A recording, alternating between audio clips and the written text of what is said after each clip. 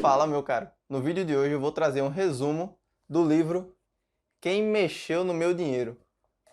Que, se você não assistiu, eu já fiz um vídeo sobre o mesmo autor, sendo que no outro livro, Pai Rico, Pai Pobre. Também ficou muito bom, recomendo que você veja. Mas, obviamente, antes de começar o conteúdo, já deixa aquele like que é para fortalecer todo o esquema e para você não ficar se perguntando quem meteu a mão no seu bolso. Nesse livro, o Robert procura trazer o principal motivo dele ter escrito ele, que é, sabe o problema do INSS, que eu já também abordei aqui no vídeo sobre o INSS é a maior pirâmide financeira do Brasil, que eu recomendo também que você assista. O Robert fala os problemas da previdência pública que a América, que os Estados Unidos também têm. Mas não só isso, a previdência privada deles também é um grande problema. Mas eu não sei se você sabe, mas os fundos com investimento em previdência privada precisam ter uma rentabilidade mínima para poder pagar aquelas pessoas que investiram na previdência. Porque se não rende o suficiente, tem que começar a tirar do principal. E tirar do principal é o principal problema, porque assim o bolo não vai crescendo à medida que as pessoas vão precisando de mais renda, mas sim vai diminuindo à medida que a renda não é suficiente e tem que tirar do principal. O que diminui a renda próxima e vai tirar ainda mais do principal. Dessa forma, uma hora o bolo acaba. Por esse motivo, logo no começo do livro, o Robert já deixa muito claro que ele não é para o investidor mediano. Ou seja, aquele investidor que se contenta em comprar aquilo que a média está comprando, perguntar para o seu analista favorito o que ele está comprando e repetir a mesma coisa, porque não é esse o objetivo dele. Ele foi numa entrevista e o entrevistador falou: mas Robert, isso que você faz o investidor mediano não pode fazer, porque é muito arriscado. Ele falou: exatamente, eu não sou um investidor mediano. E foi por conta dessa entrevista que ele decidiu escrever esse livro maravilhoso. Depois de constatar o grande problema que tem na previdência pública e privada dos Estados Unidos, ele bota numa parte do livro a seguinte frase. O título é: Não é tarde demais. Eu apenas peço que não espere até o seu dinheiro e a sua energia terem sumido. Não ouça maus conselhos financeiros e não invista em longo prazo, para no fim descobrir que o seu dinheiro economizado com tanto esforço não rendeu conforme as expectativas e que será necessário continuar trabalhando cada vez mais até resolver os seus problemas financeiros. Ou, o que é ainda pior, concluir que nunca será capaz de parar de trabalhar. Não faça como milhões de pessoas que acordam um dia e perguntam: quem mexeu no meu dinheiro? Depois disso, o Robert faz meio que um jogo para você se enxergar no que ele chama de jogo do dinheiro. Ele gosta muito de fazer essas analogias porque fica mais fácil de visualizar. Outra analogia muito comum dele é o quadrante.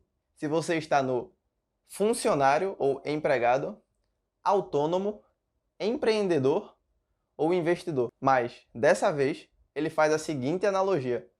Ele considera que a nossa vida é um jogo do dinheiro, onde a gente tem fases, como exatamente tem no jogo normal. Ele divide basicamente em 4 fases. A primeira é dos 25 aos 35, a segunda dos 35 aos 45, a terceira dos 45 aos 55 e, por fim, dos 55 aos 65, que é quando você chega na quarta e última fase do jogo.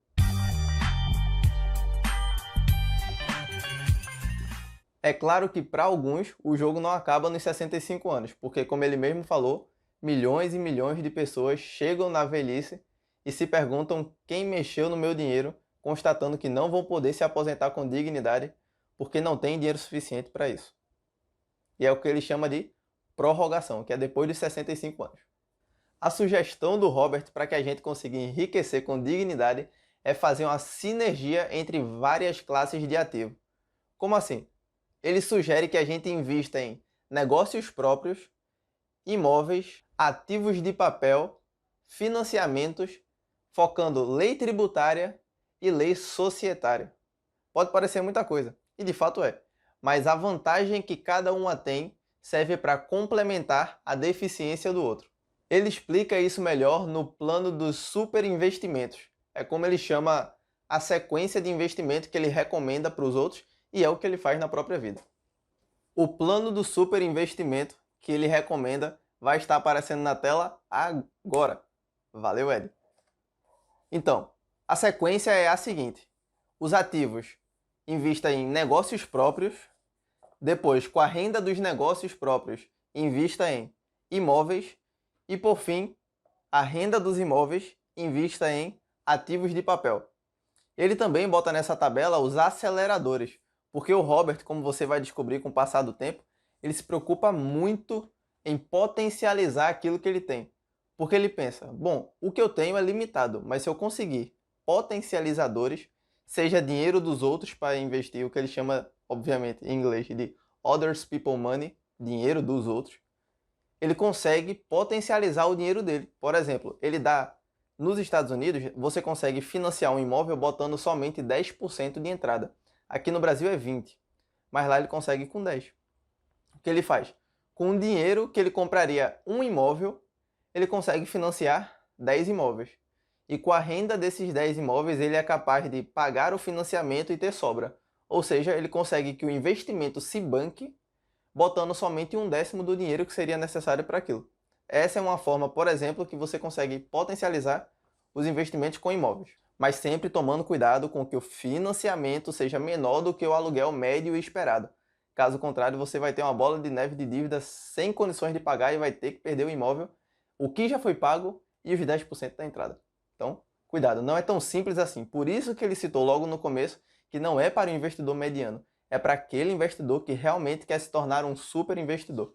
A lógica dos negócios é a seguinte: você tem, por exemplo, com negócios próprios, dinheiro de outras pessoas, estrutura societária, tempo de outras pessoas, porque você consegue contratar outra pessoa para trabalhar no local que você poderia estar trabalhando, mas que não conseguiria ter escala, legislação tributária e, por fim, caridade. A parte da legislação tributária é muito importante para o Robert, porque ele fala que todo o dinheiro que você paga de imposto é dinheiro a menos no seu bolso. Então, sempre procure pagar o mínimo de imposto possível dentro da legalidade. E isso é possível. Todos os temas, ou boa parte deles, que o governo não quer investir, ele incentiva as pessoas a investirem. Por exemplo, na América eu sei que é assim, eu não sei se aqui no Brasil também é, mas lá, quem investe em moradias populares, ou seja, para baixa renda, não paga imposto sobre a renda e sobre venda, por exemplo, daquele imóvel. Ou seja, ele consegue pagar menos imposto por investir em imóveis naquele exato ponto que o governo gostaria que tivesse mais investimentos, porque ele não paga imposto sobre aquilo. Então, muito cuidado quando você for investir em alguma coisa. Se preocupe também com a carga tributária. E ele continua. Na parte dos imóveis, invista porque os aceleradores são dinheiro de outras pessoas, estrutura societária, legislação tributária, como eu acabei de falar, por exemplo.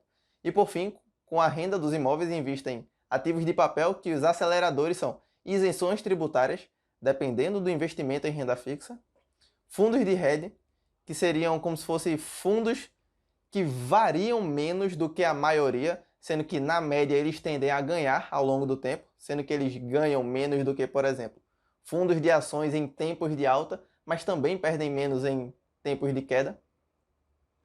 Opções, que são derivativos. E depois das opções, ele também considera muito o IPO, que é Initial Public Offer, ou oferta pública inicial. Sabe quando você tem uma empresa e quer vender ela, um pedaço dela pelo menos, no mercado de renda variável, você bota ações dela para vender? Então, a primeira vez que isso ocorre se chama IPO. E ele gosta muito dessa ideia de IPO porque é quando a empresa ainda é pequena o suficiente para ter um potencial de crescimento grande. Ele investe antes de ela abrir o capital e depois que ela faz isso, ele consegue revender com um lucro relativamente considerável. Sabendo que isso também tem muito risco porque a empresa menor tem mais chance de quebrar, eu volto a repetir. Por isso não é para investidor amador, é para aquele que quer ser um super investidor. E por fim, mas não menos importante, as 5 características que o super investidor precisa tomar muito cuidado: renda, gestão, alavancagem, proteção e saída. Todos esses 5 pontos são muito importantes, então preste atenção. O primeiro é a renda. Como é obtida essa renda? Ele foca muito em as pessoas investirem em ativos que gerem renda sem que ele precise trabalhar necessariamente. É o que ele chama de renda passiva. Se você consegue coisas que geram renda, mas que você não precisa estar lá trabalhando para aquilo, um imóvel, por exemplo, que está posto para alugar, é um excelente exemplo. Então, essa é uma renda que ele enxerga como boa. E é essa que você deve buscar. É maximizar a sua renda passiva. A gestão é com relação a quão bem você lida com esse dinheiro que está entrando no seu bolso. Se você está comprando mais coisas que geram renda para você, ou se está gastando com coisas que tiram dinheiro do seu bolso. É o que ele chama de passivo. Procure comprar ativos que são coisas que botam dinheiro no seu bolso. A parte da alavancagem, como eu já tinha até comentado, é com relação a potencializar o dinheiro que ele já tem em mãos. Se com o dinheiro que ele poderia comprar um imóvel, ele consegue dar de entrada para 10 imóveis e o resto é financiado por um banco que lá os juros é bem menor do que aqui no Brasil, lá é por volta de 2, 3% ao ano, enquanto aqui é no mínimo 7% ao ano, aquilo permite com que financiamentos sejam economicamente viáveis quando considerado o pagamento do aluguel em cima da parcela do financiamento. Quarto ponto, todo investidor responsável deve se preocupar com a proteção, porque se você não se preocupa em proteger o principal, que é o seu patrimônio, das duas uma, ou você não tem patrimônio suficiente para proteger, ou você é irresponsável. Eu espero que nenhum dos dois seja o caso, porque mesmo que seu patrimônio seja pequeno, eu recomendo que você se preocupe em protegê-lo. Um excelente exemplo de proteção é o que o banco faz quando ele financia algo. Quando você pede para o banco financiar o seu imóvel, ele pede uma garantia como isso. E é geralmente, ou melhor, sempre é aquele bem que está sendo financiado. Ele é dado como garantia para que o financiamento tenha os juros menor. Por isso que financiamentos têm juros menor, porque o risco para quem está emprestando o dinheiro, que nesse caso é o banco, também é menor. Então ele pode se dar ao luxo de oferecer crédito a juros mais baixos porque o risco dele é pequeno. Então faça a mesma coisa que o banco faz, sendo que com o seu dinheiro. Só entre em algum negócio se você tiver a garantia do principal. O que o Benjamin Graham, que eu ainda vou trazer um livro sobre ele, no livro Investidor Inteligente fala, é a margem de segurança dentro de um investimento. Quando você tem a margem de segurança no seu investimento, você consegue proteger do principal os riscos daquele investimento. Ele fala muito sobre títulos de renda fixa que variam de preço e renda variável, principalmente com ações. Mas não menos importante, a saída. Como você vai conseguir ter o seu dinheiro de volta? Aquilo que você está investindo é algo que as outras pessoas querem comprar? Porque se você tiver muita dificuldade para sair de um investimento, você precisa ter consciência que ele não pode ser a sua maior parte. Principalmente se você tiver um problema na vida e precisar de dinheiro. Aí, caso contrário, você vai precisar ou vender aquilo com muito desconto. Por exemplo, se você quiser vender um imóvel com muito desconto para conseguir vender rápido, você vai assumir um prejuízo grande. Ou pegar um empréstimo que vai ter que também assumir prejuízo, porque o empréstimo tem juros. Então, esse é o quinto e último ponto que o investidor, ou melhor, o super investidor, precisa se preocupar. É isso, espero que você tenha gostado desse vídeo. Aproveite e deixe seu like e comente o próximo livro que você gostaria de ver aqui. E é isso, forte abraço, compartilhe com mais amigos e até o próximo.